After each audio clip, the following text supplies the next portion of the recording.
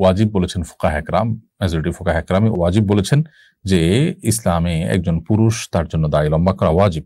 এক মুষ্টির নিচে দাড়ি কাটা প্রায় সব উলামা একরামের মতই নাজায়েজ এবং গুনাহের কথা ওয়াজিব তরক করা হলো যে অ্যাক্সিডেন্টের কারণে সেলাই করতে হবে, তাহলে ওই জায়গার দাড়িগুলো চাচতে হবে, বা বড় কোনো দুর্ঘটনা হলো বা এমন কোনো অসুস্থ হলো যে দাড়ি তার রাখা যাচ্ছে না, দায় রাখতে গেলে তার ট্রিটমেন্ট হবে না, দুরারোগ্য ব্যাধিতে তিনি অনেক কষ্ট পাবেন অথবা মৃত্যুর মুখে পতিত হবেন, এই পর্যায়ে চলে গেলে তখন তিনি দাড়ি চেঁচে ফেলতেন বা ছোট করে ফেলতে পারেন।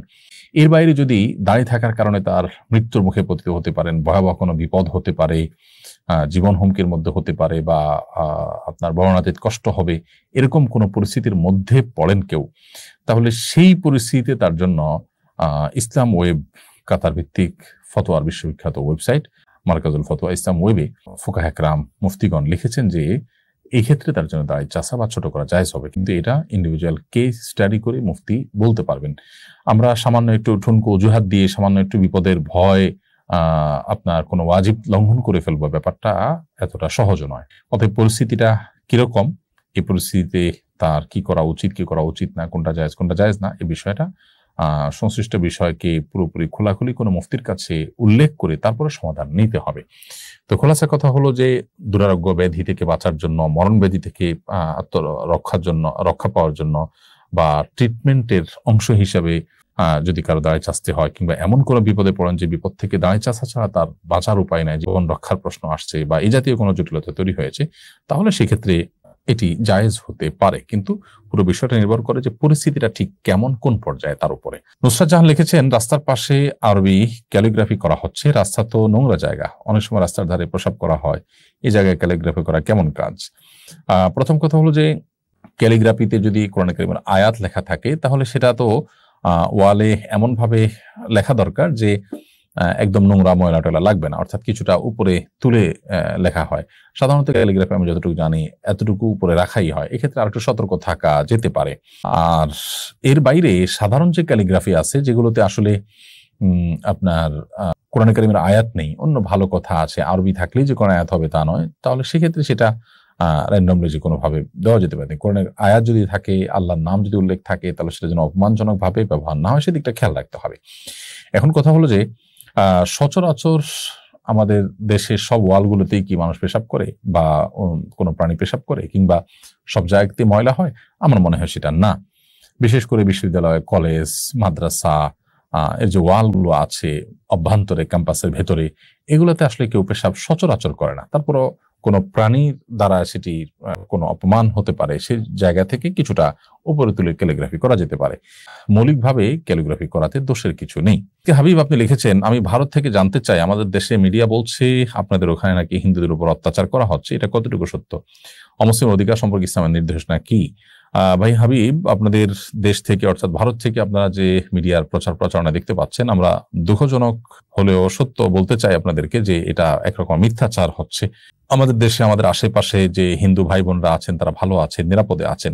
বিচ্ছিন্ন যে ঘটনাবলী সেটি তো সব সমাজে কম বেশি হয়ে থাকে। বিশেষ করে আপনাদের প্রতি শ্রদ্ধা রেখে বলতে চাই যে আপনারা, আপনাদের দেশ ভারতে আপনারা নিজেরা মুসলমানরা নানাভাবে যে নিগৃহীত আছেন, একের পর সেখানে ধর্মীয় দাঙ্গা এবং মুসলিম নিধন হয়ে থাকে, ঠুনকো অজুহাতে অগণিত মানুষকে হত্যা করা হয়। আমাদের এখানে বাংলাদেশে ইতিহাসে কখনো এরকম কোনো ঘটনা ঘটেনি। বিভিন্ন রাজনৈতিক অস্থিরতায় হিন্দুদের ভালোবাসার দাবিদার মানুষরা অনেক সময় আপনার তাদেরকে গুটি হিসেবে ব্যবহার করে আপনার এ ব্যাপারে প্রপাগান্ডা চালায় থাকে। অতি সম্প্রতি যে ঘটনা ঘটেছে সেখানে বিচ্ছিন্ন কিছু ঘটনা প্রথম একদিন হয়তো হয়েছে, সামান্য কিছু মানুষ হয়তো ক্ষতিগ্রস্ত হয়েছেন। উল্লেখযোগ্য যে ক্ষতি, মানুষের হতাহত হওয়া, ধর্মীয় দাঙ্গা হওয়া, বহু মন্দির ভেঙে ফেলা, এরকম কোনো ঘটনা আসলে এখানে ঘটেনি। আমরা চাক্ষুষ প্রমাণ। কিছু মানুষের ঘর বাড়িতে কেউ আঘাত করেছে দুষ্ট চক্র, সেটা তো আসলে অনেক মুসলমানের বাড়িতে আঘাত করা হয়েছে।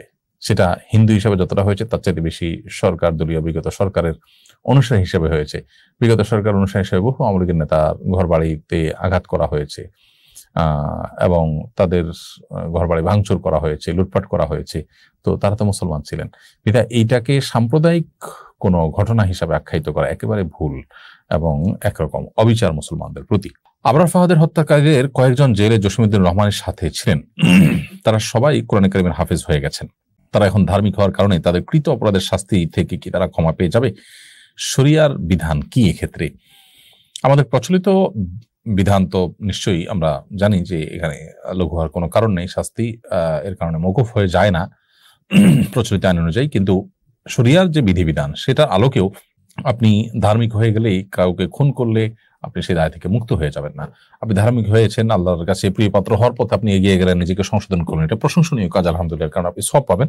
বাট কোনো মানুষকে হত্যার সাথে যদি আপনি জড়িত থেকে থাকেন তাহলে শাস্তি আপনার উপর ঠিকই কার্যকর করা হবে। হ্যাঁ, যদি এমন হয় যে নিহত ব্যক্তির পরিবাররা আপনাকে ক্ষমা করে দেন, তা আপনার কাছ থেকে যে কেসাস প্রাপ্য রয়েছে শরিয়ার বিধান অনুযায়ী, হত্যার বদলে হত্যা, সেটা যদি তারা মওকুফ করে দেন, বলেন যে আমাদের কোনো দায় দাবি নেই, আমরা তাকে ক্ষমা করে দিলাম, তাহলে সেটি শরিয়া দৃষ্টিকোণ থেকে ক্ষমা হতে পারে। রিফাত হোসেন আপনি লিখেছেন, শহীদ মিনারে বা কোনো স্মৃতিস্তম্ভে মোমবাতি প্রজ্বলন সম্পর্কে ইসলাম কি বলে, এই বিষয়ে জানাবেন দয়া করে। শহীদ মিনারে বা কোনো স্মৃতিস্তম্ভে মোমবাতি প্রজ্বলন ইসলামের শরিয়ার দৃষ্টিকোণ থেকে প্রশংসনীয় কোনো বিষয় নয়। দেশের প্রতি ভালোবাসা, মাতৃভূমির প্রতি ভালোবাসা, মাতৃভূমি, দেশ এবং মানুষের জন্য, মাজলুম মানুষের রক্ষার জন্য যারা জীবন বাজি রেখেছেন তাদের প্রতি শ্রদ্ধা করবার কথাও ইসলাম আমাদেরকে বলে। কিন্তু সেই শ্রদ্ধা ভালোবাসা প্রকাশের যে প্রক্রিয়া সেটা যেন যথাযথ হয়, শরিয়া সিদ্ধ হয়, সেটাই শরিয়া বলে। এমন কোনো কাজ যে কাজের আসলে বৈজ্ঞানিক কোনো ভিত্তি নাই, ধর্মীয় কোনো ভিত্তি নেই, সেটা কোনো অবস্থাতে আসলে গ্রহণযোগ্য হতে পারে না। ধরুন কিছু মানুষ মারা গেছে, তাদেরকে স্মরণ করে আমরা একটা শহীদ মিনার তৈরি করলাম। সেই শহীদ মিনারে আমরা যদি মোমবাতি দেই, হাজার হাজার টাকা, লাখ লাখ টাকা খরচ করে ফুল রাখি, তাতে মৃত মানুষদের কোনো উপকারে আসবে না। এটি না বৈজ্ঞানিকভাবে তার কোনো উপকার আসার কোনো সুযোগ আছে, না ধর্মীয় দৃষ্টিকোণ থেকে উপকার আসার সুযোগ আছে। বরং এই টাকা দিয়ে যদি আমি গরিব দুঃখীদেরকে দান করি আর সওয়াবের বিষয়টি আমি তাদের জন্য সওয়াবের নিয়ত করি যে তাদের তরফ থেকে দান করছি, তাহলে ধর্মীয় দৃষ্টিকোণ থেকে এটি তারা আল্লাহর কাছে সওয়াব পাবেন ইনশাআল্লাহ।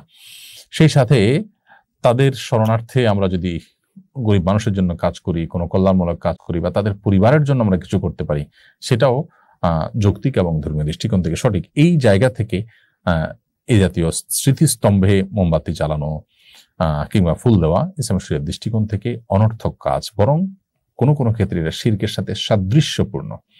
কেউ এখানে পুজো করতে চায় না, পূজার নিয়ত করে না, সেজন্য এটা হয়তো সরাসরি শিরক হবে না, কিন্তু শিরকের যে আয়োজন, যেখানে মোমবাতি, ফুল এগুলো থাকে, মুশরিকরা, হিন্দুরা, যারা শিরকে লিপ্ত তারা যেরকম করেন, এখানে অনেকটা তার সাথে সাদৃশ্য হয়।